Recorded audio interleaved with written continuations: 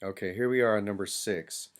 It gives us some good information here. It gives us a diameter of 7.2 inches, and they're asking for the circumference of the circle rounded to the nearest tenth of an inch. So there's some good information there. Let's go to our chalkboard. Now, if we know that circumference is equal to 2 times pi times the radius of a circle, that's the r, then we can find the amount here. But they gave us the diameter of a circle, not the radius. Now, if we know what diameter is, it is the line that goes straight across to split the circle in half, and there's our 7.2. However, in our formula, the radius is half the diameter. That line that goes from the center of the circle to the edge, that's the radius. So here's the interesting thing. We can find the diameter, which they gave us,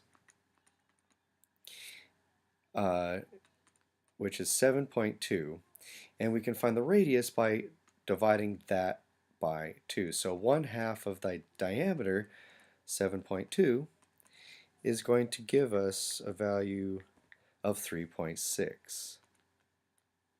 Now, here's the funny thing.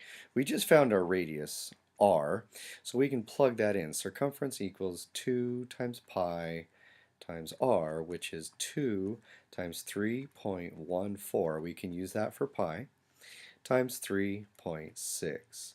Like I said, here's the funny thing. If we multiply that 3.6 in this line of numbers by 2, well, guess what we get?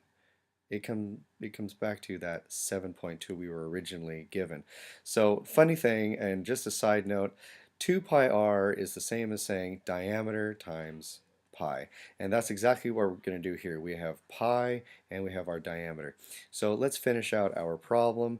If we say 3.6 times 2, it gets back to our diameter, and then we're going to multiply that once again by 3.14, and that will give us a circumference of 22.608. That's our final answer with that. However, it does say in the problem to round to the nearest tenth, and that would be our first number here. There is nothing in the hundredths place to round it up. We could round the 8 to this 0, making this a 1. However, but that would be rounding it to the nearest hundredths place, so we don't need that 1. We're just going to use 22.6 as our actual answer.